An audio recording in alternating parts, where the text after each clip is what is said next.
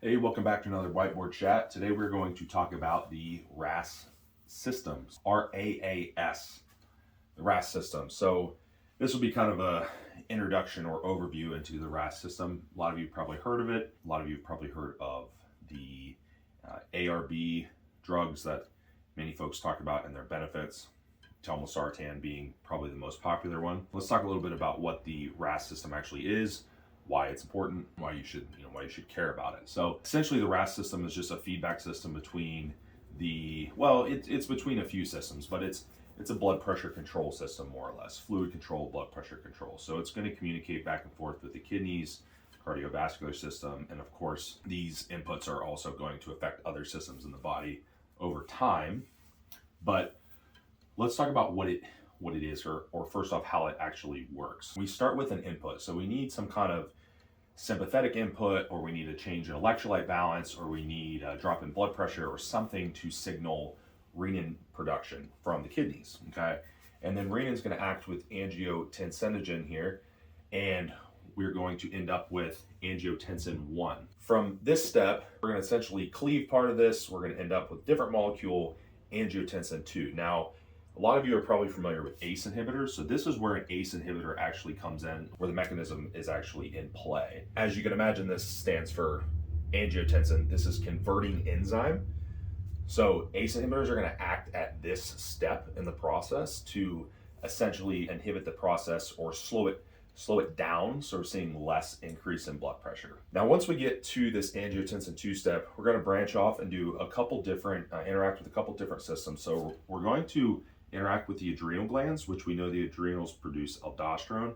And now this is where fluid balance is going to change, right? Fluid balance will be generally increased, or sodium and water retention will generally be increased when we see this increase in pressure, or vice versa. So we have right here sodium retention, water retention, increased BP, boom, and then we kind of restart the cycle again. So it's a checks and balances system. It's going to detect a low pressure, a high pressure, and based on that, it's going to either speed up or slow down this RAAS cycle.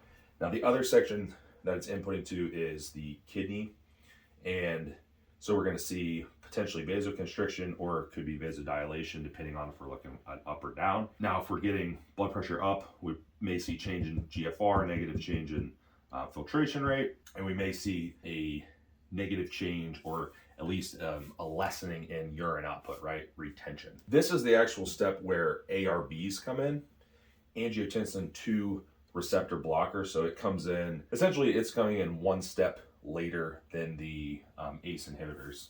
ACE inhibitors are pretty well tolerated. Some people get a lot of some cough from them or some other negative side effects, but they're generally better tolerated than some of the older gen drugs, or some of the different mechanisms like beta blockers, which is a totally different mechanism, or calcium channel blocker, or something like that. Not a bad choice if someone were to have to go that route, but ARBs seem to be tolerated even a little bit better, and based on the literature, there are a lot of benefits to ARBs too. So, and a lot of these, you got to keep in mind, a lot of these are more indirect because of the improvement in improvement in blood pressure, right? So protecting endothelial function, right? It's obviously not as much pressure on the vessels. Renal protective, so we see that sometimes in our kidney numbers. Changing in blood viscosity, that can be positive to bodybuilders for sure. And then, of course, blood pressure control, water retention, right? So, and aldosterone is going to change aldosterone levels. There's a lot of lifestyle factors that go into blood pressure, whether it's something someone is taking, whether it is somebody's electrolyte balance, whether it is their weight or their water intake, whatever it may be.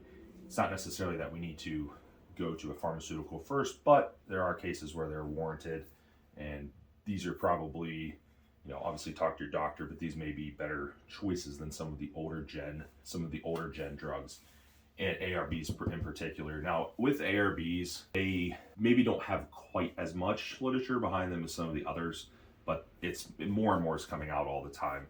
So you'll definitely be able to find it. There was a really nice research review that I posted on social media a while back that kind of broke down all the research and all the benefits. Telmisartan seems to be just a little bit ahead of some of the others. There are other versions like lorsartan and a few others or several others. There are quite a few options, but this is the RAAS cycle.